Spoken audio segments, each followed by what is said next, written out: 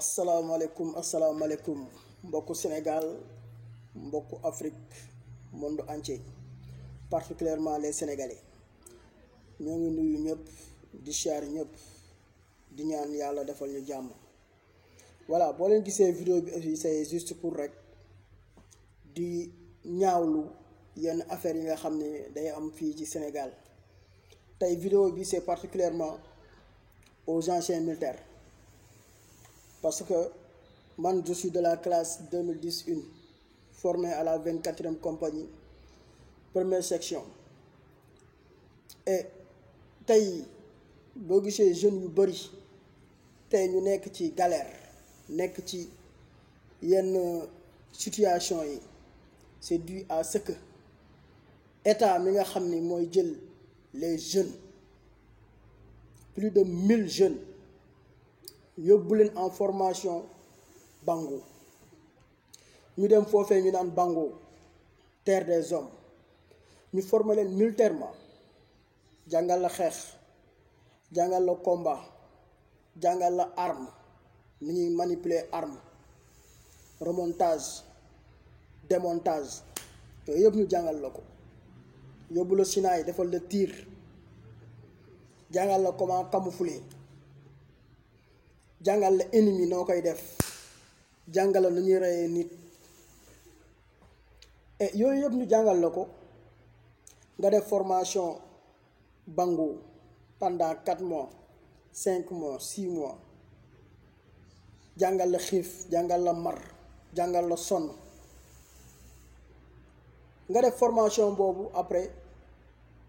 un moment donné ñu ventiler la fu ñu lay ventiler mooy ci say corps moo xam gendarmerie moo xam sapeur moo xam police moo xam dans les bataillons militaires nga dem foofu defaat fa beneen formation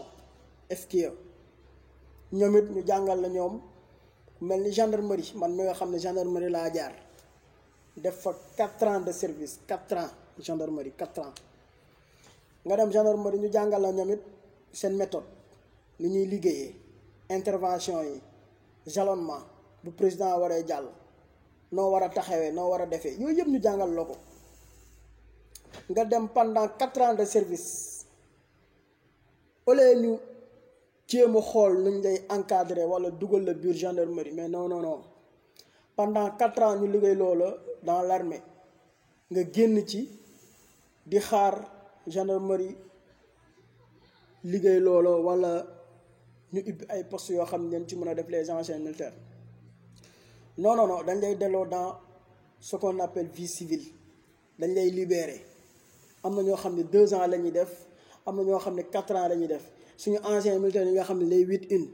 ñoom ils sont 2008 ba 2020 ñoom jàll nañu 11 ans yi di dem fu mu toll nii ñoo ngi ci seen je ne sais pas mais c'est ce qui n'est pas normal c'est ce qui n'est pas normal parce que loolu war nañ ko xoolaat damay indexer état Sénégal directement tu peux pas prendre 1000 jeunes former leen et au final nga jël ci ay 2 3 wala 4 loolu mooy lan loolu war nañ ko xoolaat au moins nga jël jeunes yi nga xam ne moom nga soxla plus de 100 jeunes boo paree former leen encadrer leen dugal leen ñu doon ay fonctionnaires mais tu peux pas prendre 1000 jeunes yoo xam ne leen di former militairement après pendant 2 ans wala 4 ans nga libérer leen ñu delluwaat ci vie civile. tey je vous dis les rebelles qu'on dit les rebelles man de ma part personnelle sama xel mu gàtt je dis que y a pas de rebelle parce que mënoo jël benn gain bu nekk ci Casamance nekk ci àll bi former ko militairement ba pare libérer ko pendant 2 ans mais ci àll bi lay delluwaat te bu delluwaatee ci àll bi lu mu xam lay defan li nga ko jàngal moom lay appliquer ci àll bi kon je dis peuple sénégalais état wu Sénégal nañu xoolaat système boobu arrêter de libérer les jeunes jël leen li ngeen soxla ngeen bàyyi jeunes yi ngeen di libérer plus de 1000 jeunes mënoo leen jël former leen militairement xamal leen xeex xamal leen arme ñoo xam ne mosuñu woon xam arme nga xamal leen arme xamal leen ko nu ñu koy manipuler ba pare pendant 4 ans wala 2 ans nga libéré ko comme ça mais kooku bu amul fu mu jëm sa waay day delluwaat ci yi mu nekkoon. kon vidéo bi sax ma def ko mooy pour gars yi pour